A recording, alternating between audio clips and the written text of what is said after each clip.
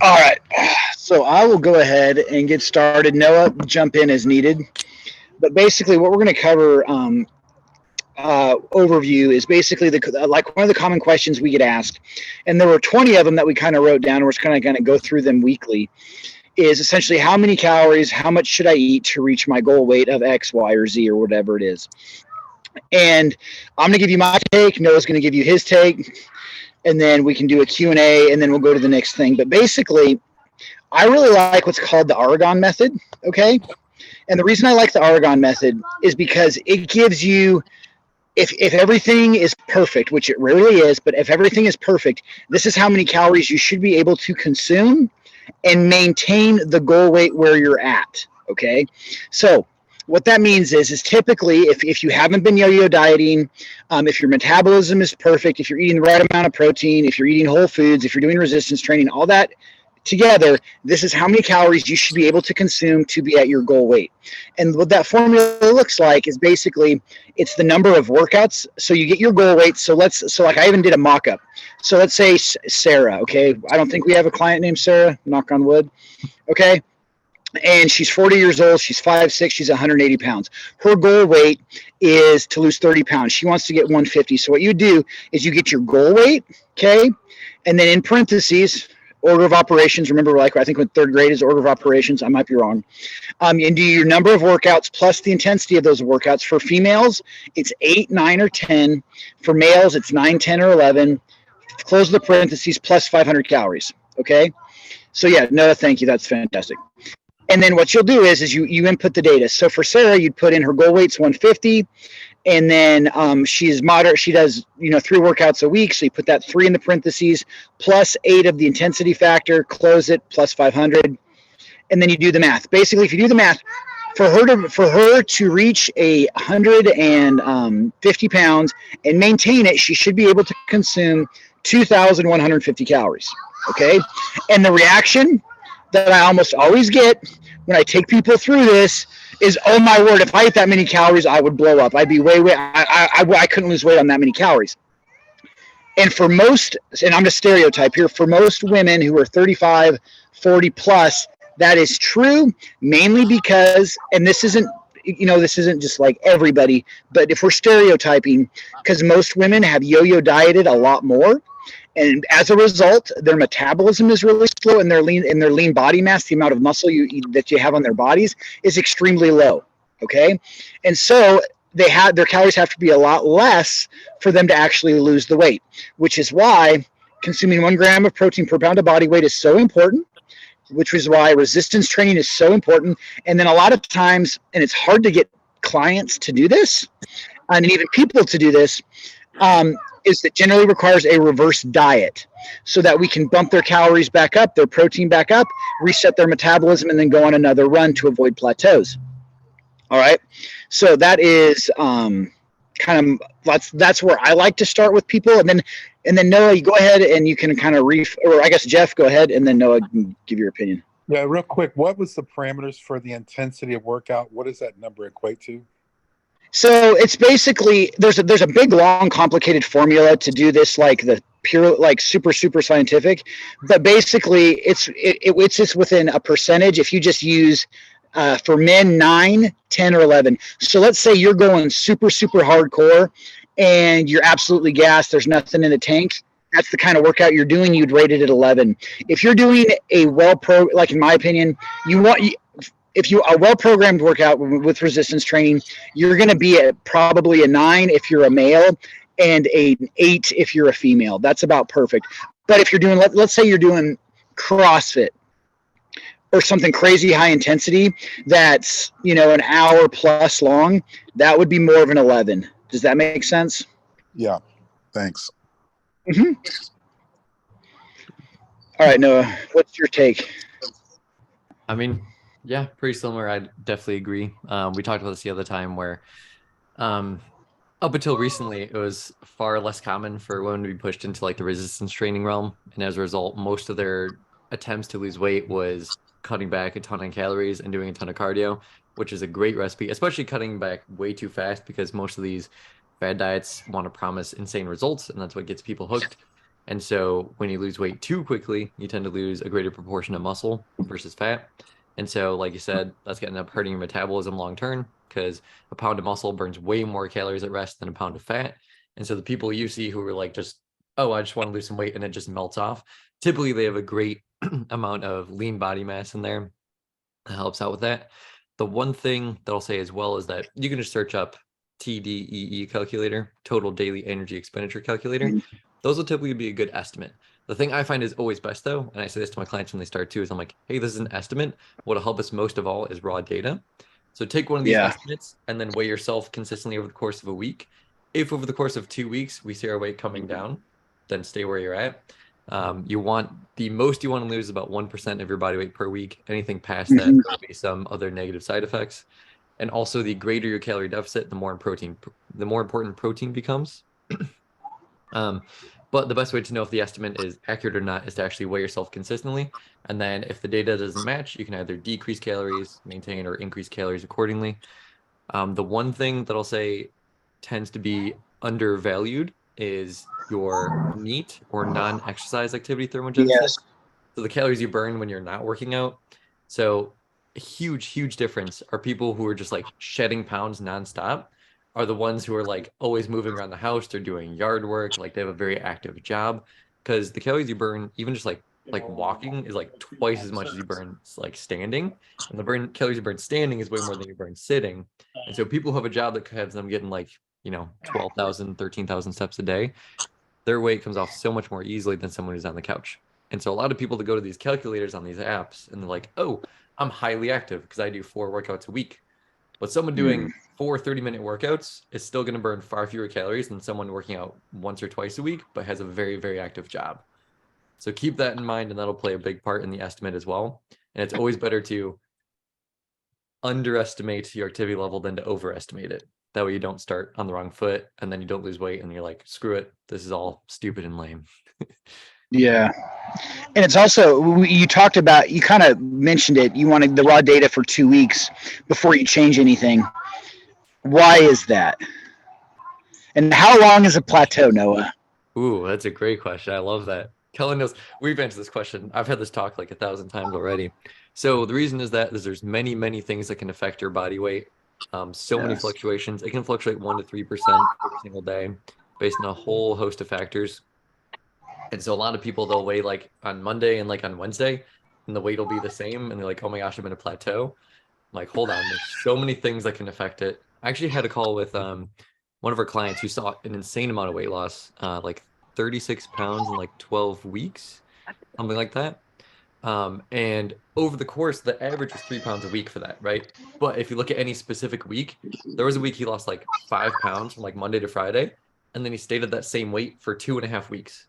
And he had calls and he texted me, he's like, oh my gosh, I'm doing something wrong, something's terrible. Like, no, we have to cut calories. I'm like, hold on. This is totally normal after a dip for it to maintain for a while.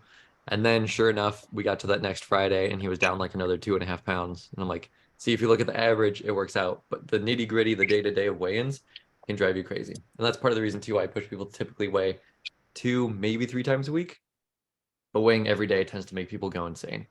So I find extending our timeline out to having a plateau be like 2 to 3 weeks to help account for mitigating factors goes a long way. And stop me if I'm going too long, Kellen, but I'm really passionate about this because No, do it. It's great. And something can affect the fluctuation a ton is like if we have a bad weekend. So carbs is going to help us retain a lot of extra water, sodium, alcohol, things like that. So I noticed a lot of clients. I had to talk with one Monday, and he came back. He was 221 on Friday, and then he had a fun weekend. He came back 224 on Monday. He's like, dude, 3 weeks worth of work out the window. This is terrible. Like, what am I going to do? I'm like, okay, let's do some math here. Because as a rule of thumb, it's not 100% accurate, but it's close enough. 1 pound of fat is about 3,500 calories worth of energy. So for you to lose a pound of fat, you need to be under what you need to maintain calories by 3,500. So let's say you need 2,000 to maintain your weight. If you eat 1,500, in that day, you're 500 under your calorie goal to maintain. So if you do that for a week, 7 days, that's 3,500 calories, you'll lose 1 pound. For us to gain a pound of actual fat that will maintain, it has to go that same way too. So if you look at your weekend and you're only over by like 500 calories, meaning you're eating at maintenance calories instead of at a deficit, and you put on 3 pounds, there's no way that's 3 pounds of fat. That's mathematically impossible. You have to eat in excess of 10,000 calories Yes. for it to be fat. So a lot of people freak out, but then I'm like, hey, just hold on. That's not real weight. That's gonna be water weight. And sure enough, by Thursday, they're back down to like 221, like they saw. So each individual weigh-in can be scary, but if you look at it over the course of long term with context, it can be a lot easier to parse. And that can be a scary paradigm to like jump away from, because logic would serve that, hey, this is the feedback I'm getting. If the scale's not moving in the direction I want, I must be doing something wrong. But there's so many variables that you have to get enough data to isolate the variables and see if there's anything else that could be affecting it. So thanks for coming to my TED Talk. Yeah, no, that's really good. Go ahead. Sorry, Laura, go ahead. No, I just said that's very good. TED Talk. Much appreciated. Yeah. Yeah. And so my little twist on that is it's pretty regular. I like what I tell like the people that I do the nutrition coaching for is 3 weeks. If you maintain weight for 3 weeks, I will consider it a plateau. But 9 times out of 10, if we wait those 3 weeks, it's really not a plateau. And then the other nuance is I like people to weigh, like the people I do check-ins for on Monday, Wednesday, Friday. So I like 3. So I see that narrative of typically stereotyping Monday, everybody's the heaviest. Wednesday, they get a little bit motivated. Friday is the lowest. The weekend comes, that's the hardest part. And then, but if we track that consistently, we have a narrative so that we can compare apples to apples. I can compare Monday to Monday. I can compare Friday to Friday. So that when they're like, oh my word, Monday, I've gained 3 pounds since Friday. Be like, okay, let's look at your last Monday. So there's different ways you can play with it. And also you can take an average. But anyway, all right. So getting back to kind of the quote unquote agenda. So we talked about Sarah. We talked about the Argon model, which is my preferred method. And so what that means is she's going to track her calories, right? And her protein goal. So her protein goal is going to be 1 gram of protein per pound of body weight. So her goal is 150. We're going to hit her at 150. That just honestly just is coincidental that it actually works out perfectly for her goal weight. Typically what you're going to do is like I'm 225. I consume about 200 to 220 grams a day. All right. And then the rest, what I like to do, or what I like to tell people, especially at the beginning, they're like, how many carbs, how much fat should I consume? I tell them, don't worry about it. Okay. Here's your calorie goal. Here's your protein goal. Just hit those things consistently. Let's see what happens. And if you eat more carbs, that's fine. If you eat more fat, whatever. But typically to stay at your caloric goal as well as hit your protein, it just depends on what you prefer to eat. Some people prefer to eat fattier cuts of meat, so their fat will be higher, typically red meat, beef, stuff like that. And then if you choose to do leaner cuts of meat, you're going to be able to have more carbohydrates. And that's where you can do flexible dieting and you can alternate it too, back and forth. But, all right. So now the second part of that is, yeah, go ahead. Real quick. The way I like to think of it too is think of it as more of minimums than maximums. So long as you don't have like 10 grams of carbs or 10 grams of fats, typically you'll be good. If you're trying to like put one in like the 0 range, then you're going to be risking like deficiencies and other negative side effects. You need carbs for general energy, recovery, for workout, especially intense activity. Healthy fats can be really important for, pretty much the way your body signals through hormones in your bodies through lipids. So those are like fats. And most of your cell layers and cell walls are fats. And so having those will be important. Healthy fats will be even good on cholesterol as well. Unhealthy fats, not so much. But think of it more as long as you don't have like 0 grams of either of them, you should be fine. And then so long as you're hitting your protein and staying under your calories, there's not really a way for you to go too far over them. But sorry to cut you off. No, that's good.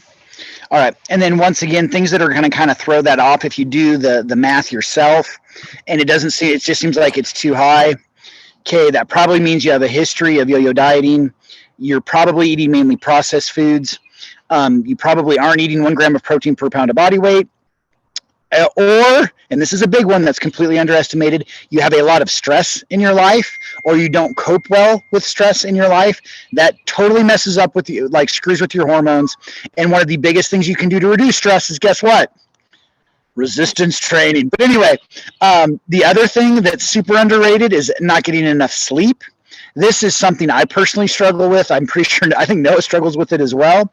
It's probably just entrepreneurs and people's mindsets, but that can really screw with your hunger hormones. And then lastly, if you aren't doing resistance training, that equation's not going to work out perfectly as well. Okay. But that's just, but the reason I like it so much is because it gives people a picture of what is possible. Because most people are like, oh my word, I'm only consuming 1,200. I'm only consuming 1,500 or whatever it is. I cannot live this way. Well, here's the picture I like to give people is if you do this properly, if you do it well, not only can we get you to your goal weight, but at that goal weight, this is how much you can consume. And that seems like a pipe dream then, but it is 100% realistic if you follow the steps and do it well. Anything you want to add to that? I mean, one thing clients have where they have the question of, well, A, sleep's really important, A, for recovery for the muscles, because when you're not in sleep, it puts you in a catabolic state, so you're likely to break them down. You're also going to perform worse in the gym, so you're going to have a lower signal sent to the muscles for actually wanting to improve. You're also going to make worse choices, and your body's a problem-solving machine, but it's not very good at it. And so when you don't sleep, it's like, oh, we're low energy. What can we do for a very fast burst of energy? Oh, simple sugars, highly processed foods, things that we can metabolize very quickly to get some energy. Next thing you know, your blood sugar goes through the roof, and then just for an impending crash later, and then it's like, oh, how do we solve this again? Let's go back to processed foods. As well, another thing in there too is that staying properly hydrated will be really big for that as well. Oh, yep. As all right. Things. All right. And then also just remember, cutting weight isn't just about calories, although that's super, super important. Full disclaimer, if all you did is hit your protein goal and ate whole foods, 90% of the people would hit your goal weight. Or you'd be coming in a healthy range. Men, you would get to be 12 to 18% body fat.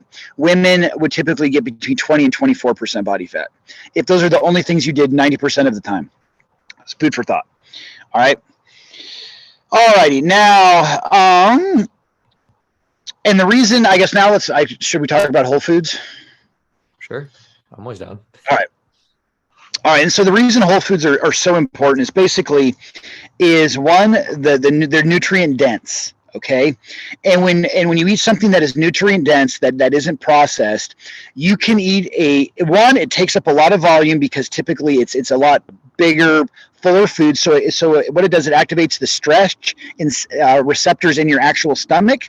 And when your stomach's stretched because of the volume of the food you ate, it sends signals to the brain that says, hey, I've had enough. Stop eating. Okay, that's super simplistic, but basically that's what it does. Plus, because those nutrients flood into your bloodstream, and it takes them about 15-20 minutes, so the stretch receptors are a little bit quicker. It tells your brain, hey, I've had enough. Then the nutrients get into your actual bloodstream and communicate to your brain from a hormonal level saying, hey, we have enough nutrients. We don't need to eat more. We're good to go. We have enough protein. We got minerals. We're good to go there. It's going to regulate your brain and your body simultaneously to not be hungry. And typically, if you can not be hungry when you're eating in a caloric deficit or when you're trying to restrict calories, it's much, much easier. Now, let's say you eat 800 calories of whole foods. You're going to feel really full, and you're not going to probably want to eat anymore. Now, let's say you drink 800 calories of soda or a daiquiri or whatever it is. I promise, are still going to be hungry and want to consume more food. Why? Okay, the stretch receptors were not activated. Your body did not process it. Plus, there were zero nutrients that you consumed. So that's the first one is I would say nutrient density. What's another one you can think of? Why are whole foods good? Typically tend to be high fiber content, high protein content. So 3 things I always say signal satiety the most are protein, fiber, and volume. And typically if you have a meal that's about, the rule of thumb I use obviously will be a little bit different, but if you can have like a third of your plate be like a lean protein source, a third of your plate be like veggies, and about a quarter to a third be like some whole starches or fruits, you're going to be hitting all sorts of those. And the fruits and veggies are going to be very micronutrient dense. So that'll be signaling on all receptors that you'd be very full. And just like Kellen said, yeah, if you have, I was talking to a client actually, and they had mocha lattes every morning, 450 calories of liquid, just straight sugar. Yeah.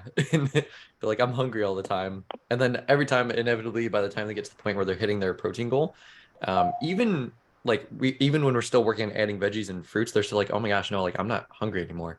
It's like the fruits and veggies are even like an extra step of just, wow, I can barely even hit my calorie goal now. Like you're so much more satiated. It's amazing. So actually, this funny story. So there's a bodybuilder, a guy I follow. His name's Adam Schaefer. But so what he does, so that because he has to eat lots of food to get bigger, what he does to stimulate hunger is first thing in the morning to stimulate hunger, he'll avoid eating protein. He'll eat a donut, a bagel, and I think some Greek yogurt. And because he has, and the first thing in the morning, what that does is it spikes his insulin. It's except for the Greek yogurt, it's mainly processed sugar. And what that does is it makes him feel kind of content, but with an hour later, he gets starving and hungry so he can consume more food, which is not where most of us are, obviously, on our fitness journey. But that just shows you the power of like he is using this same principle to make himself hungrier so that he can eat more food. And how many people wake up and have a bagel? How many people wake up and have a donut? Or just had normal yogurt that's chock full of sugar, and we're like, oh my word, I'm starving. It's one of the reasons why. Nutrient density and all that other stuff. But cool. All right. So those any questions, comments, or concerns? These can be about what we talked about, or it's something that you're personally struggling with, or honestly can even be a win that you've had. Questions, comments, or concerns? Can you talk more about the idea of the reverse dieting? Like, I've been worried since I started the program about what's going to happen when I get to my goal weight and I don't, just to not gain back and to maintain. So I'm intrigued by this idea of the reverse dieting. Yeah, no, that's awesome. And just out of curiosity, Jane, how much have you lost now? Because you look amazing since what? Thank you. 54 pounds. That's amazing. Absolutely amazing. And, okay, cool. And then how far are you, if you don't mind my asking, away from your goal weight? 21 pounds. 21 pounds. All right. So you probably you're probably honestly in a good place to do a reverse diet, but I'll go through the principles first, and then you and Noah can discuss the logistics for you, or if you want to do that. Typically, I'm not going to lie, it's a battle. I try to get a couple people to do a reverse diet, but basically what a reverse diet is, and I'm not going to lie, it's a little bit more tedious than even the losing the weight part. And the reason is basically we want to slowly increase your caloric intake, mainly from protein, so that let's just say you're consuming, to keep the math easy, 1,000 calories. Okay, I don't necessarily recommend that, but just keep the math easy.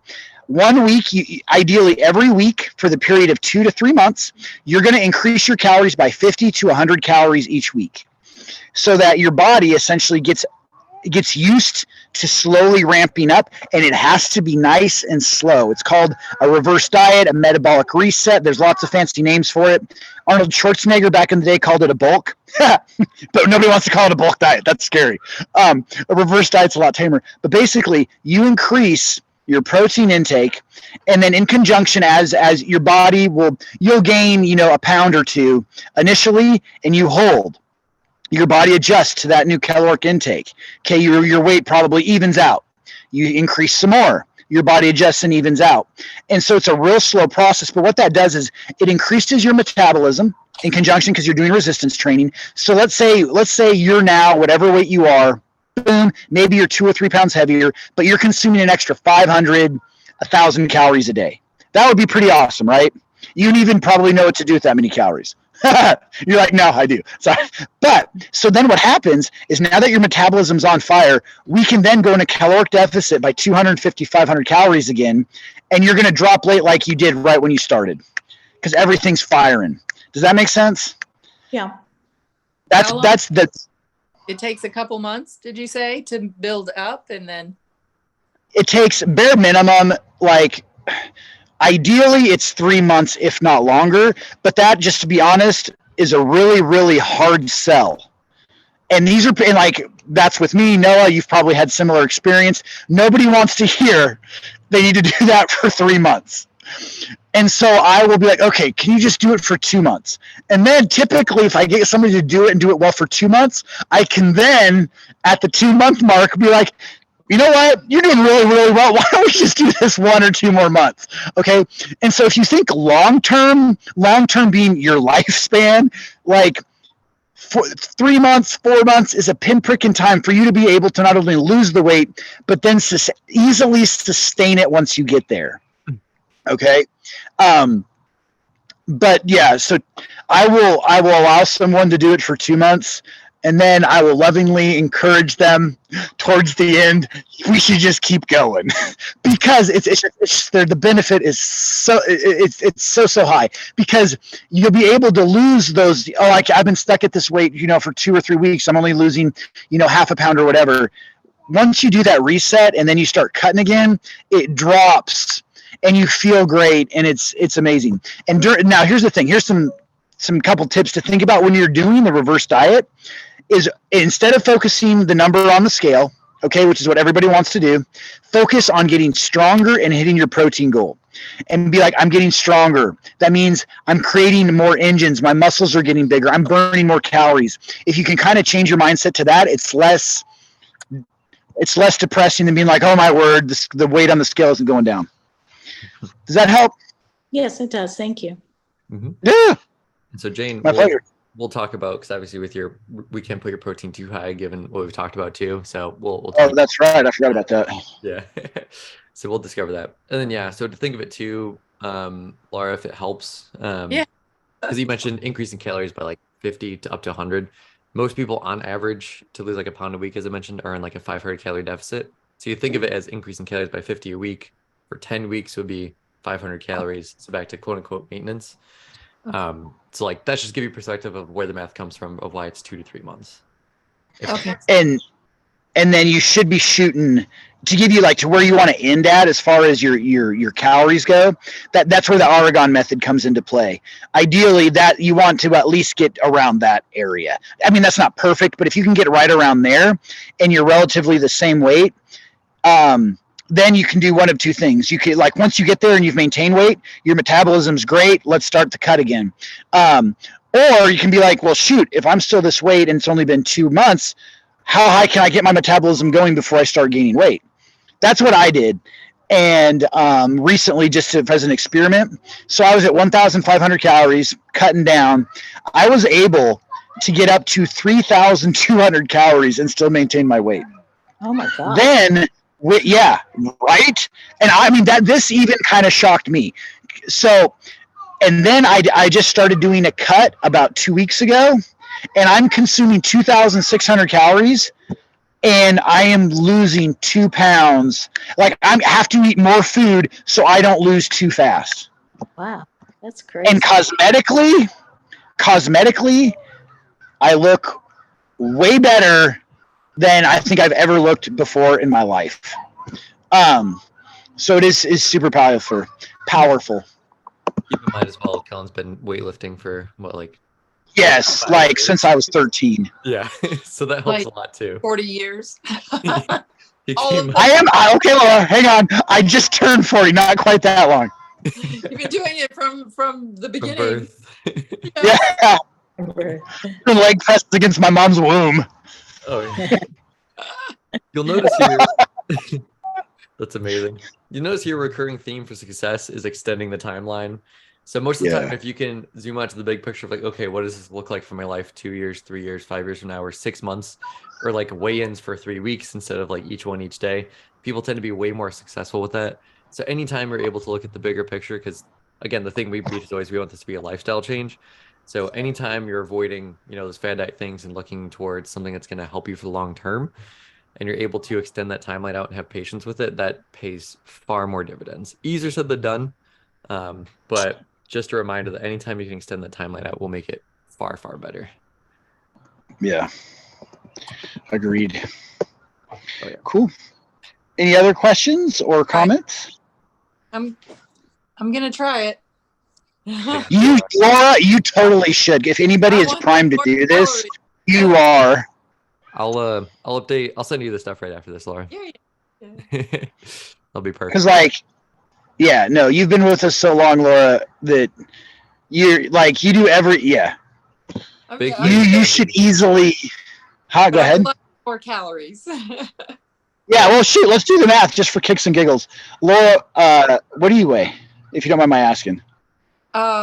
Today 120. All right, so 120, and you want to maintain that weight, I imagine. Yeah, I think that's good. All right, so you work out what, 4 times a week? Yes.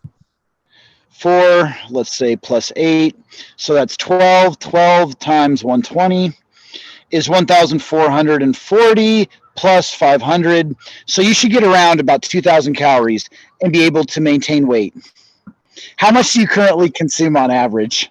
About maybe 1,300, sometimes Say about less. 12. Yeah.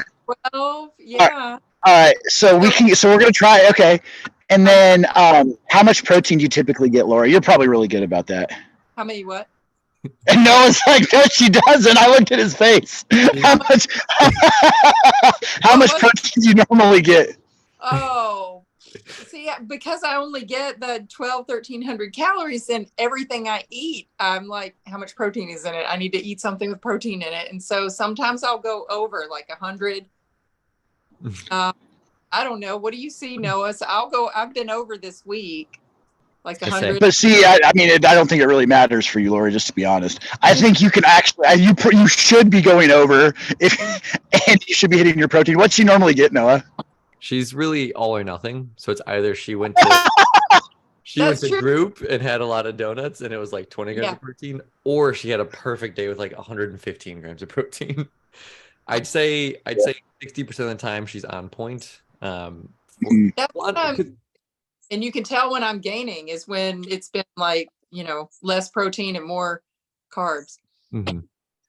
Oh yeah. So how about, you know what? Okay. I mean, Noah looks at your data a lot more than I do. What I would suggest, and then Noah, definitely put in your 2 bits, because I might be, talking out of my face. But how about you just don't worry about where your calories are, and just hit your protein at 115, 120. And I bet that would put you probably consistently around 1,005. And I am guessing if you did that for about 2-3 weeks, your weight would pretty much be the same. And then we could start scaling you up to reach that 2,000 mark.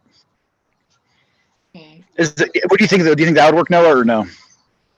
I think it'd be pretty good. I mean, like you said, because she struggles to hit that because of her calories. So if you increase that, naturally her calories will increase too. I think just doing both would be perfectly fine that way, because I know Laura's the type to want to hit the goals and want to hit all the markers. So like having the calorie goal there and the protein goal so they coincide, so you don't feel like you're going over, will be probably the most useful. Yeah.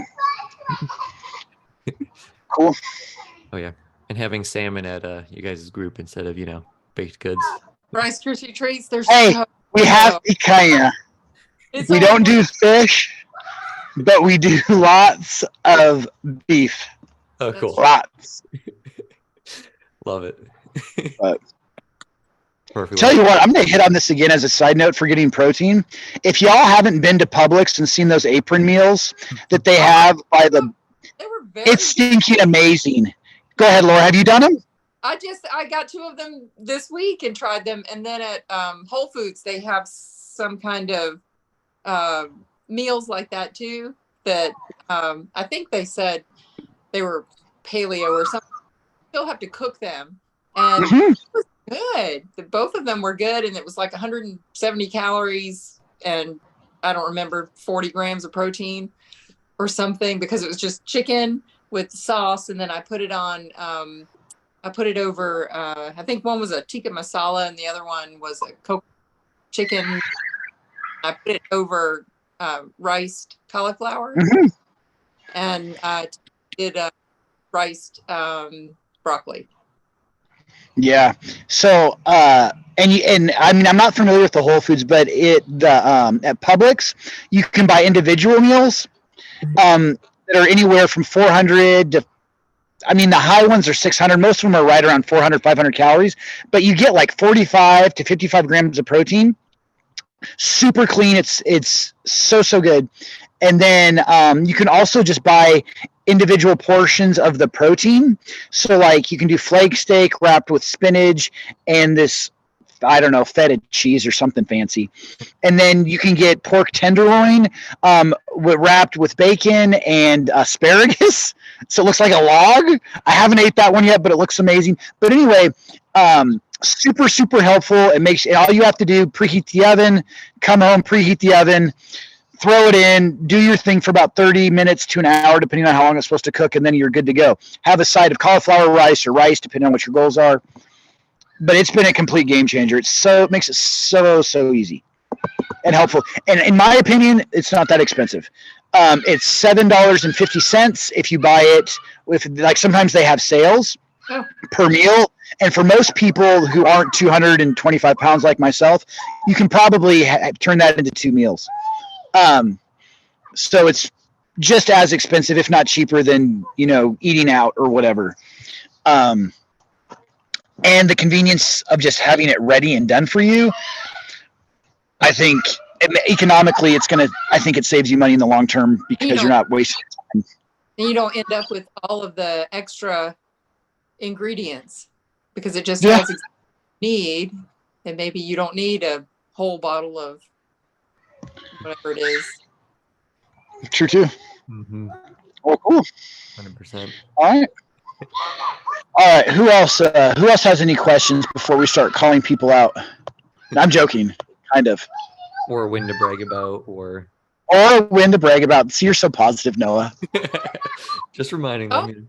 Noah, we can I have experimented the last 2 workouts, today and Thursday, with arm stuff. So we can add some.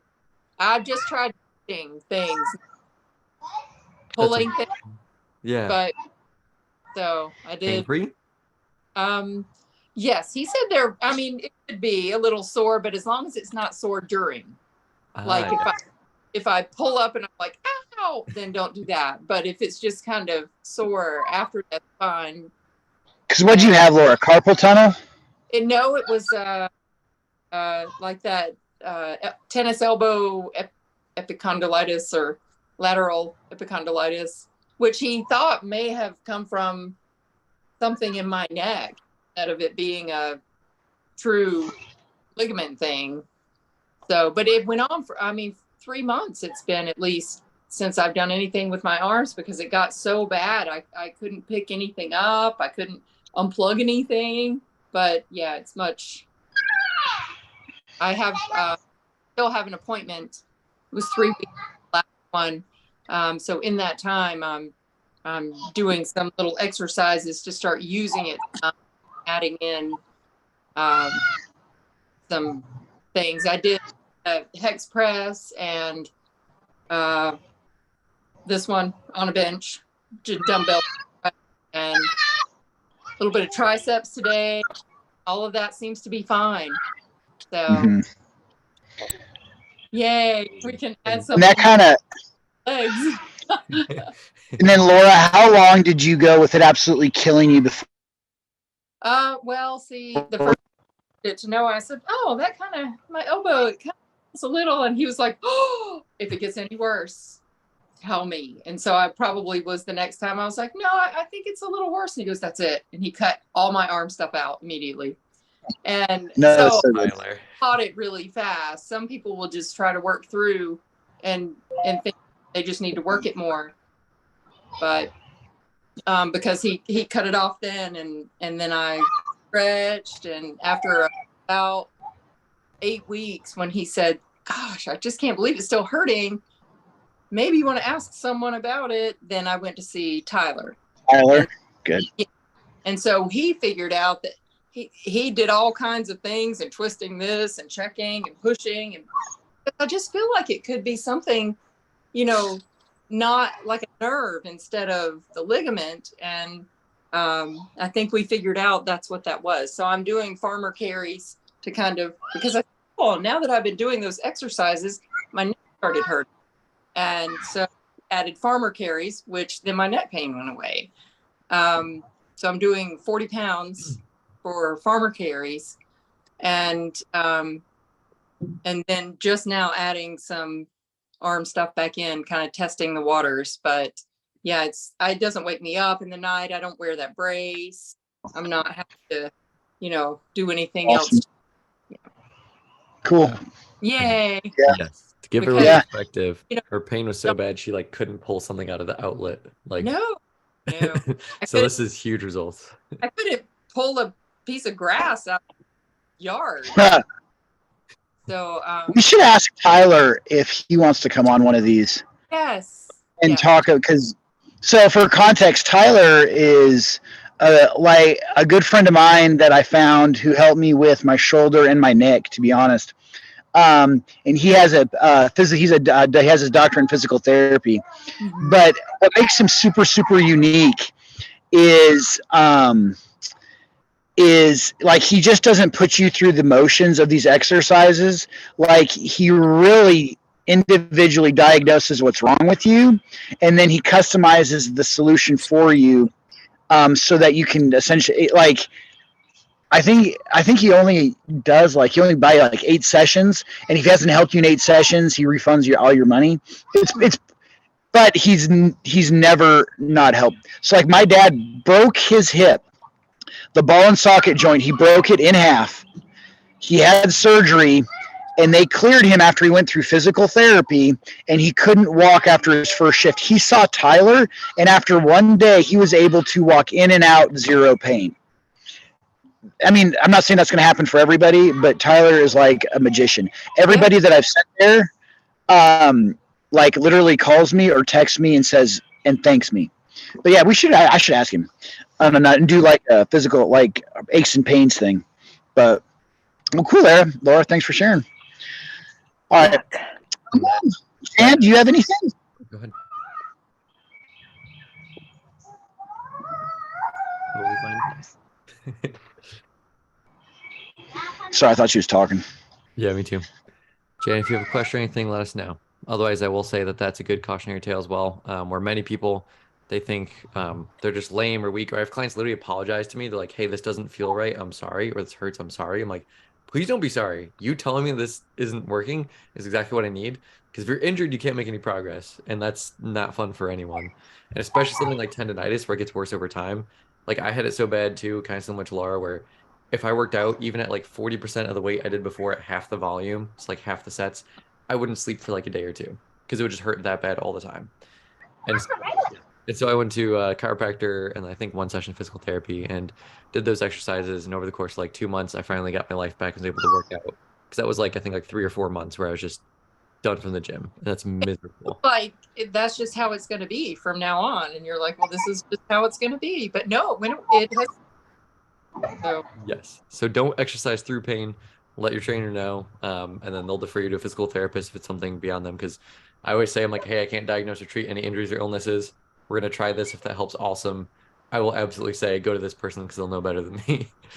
So yes, never feel like a pansy for not exercising through pain. That is non-productive, to say the least. Yeah, and I was that moron who did that habitually his entire life. And now I have all kinds of aches and pains because I just could not bear the thought of not working out every day. So I'm in a much healthier spot, but I was that moron who would work through the pain, and that did not help me at all. Long story short. And it wasn't until like, unfortunately, probably a year ago that I was finally been able to like be content not doing anything after I screwed up my neck and couldn't do anything for like 6 months. That was from jiu-jitsu though, so don't freak out too much. But well, cool.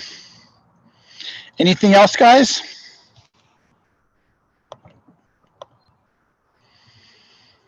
If not, we will call it a night. Yeah. We're going to do this next Monday. Yeah. So, the plan is we'll do this Monday. So if you have any questions between now and then that you want us to talk about, let us know. Okay. If not, it'll be kind of the same sort of setup. We have like the 20 top things that people ask us about. We'll do a little didactic on that, and then answer any Q&As on that. Or if you're just struggling with something or have questions, we can hit it up. Cool. And you feel free to invite friends and family and whatnot to it. We'd love to help them too. No charge whatsoever. We're just trying to make a bigger impact. Mandy's Cool. Great idea. in Albany, New York. So I will make sure since she's not here. I saw on Facebook.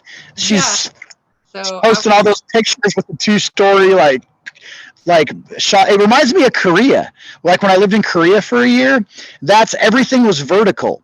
So like the stores, the bottom part of this would be like your supermarket. That's where you'd buy your food. The second layer, the second story would be like your apparel. The third floor would be like your hobby section in sports. It reminded me of like when I was in Korea. What I loved about Korea is you didn't have to have a car to live. Like you had everybody for the most part, everybody lived in an apartment complex, and there was typically like a little store in your apartment complex, eggs, like the basics, right? And then there would be a supermarket within typically a 5-minute walk. And that's where you just kind of lived, and you just did that. And then if you wanted to go someplace, you could get a taxi, walk, or do a bus. It was awesome. One of the safest countries the safest country I've ever lived in. I've lived in like Brazil, some places in South America, and besides the DMZ, don't go into South or North Korea. Obviously, that's a little shady. But as long as you stay on the South, I have never felt more safe anywhere in the world in my entire life. Well, I'll text her next Monday because she'll still be in Albany then, and see if she can log on. Mm-hmm. No, absolutely. Plus, I'll send out the link to everyone too. Just all right, awesome sauce. All right, perfect. Well, all right, you guys have a great evening, and go be awesome. all right. Let us know if you need anything. Thanks so much. See For you. Bye. Thank you. Awesome work.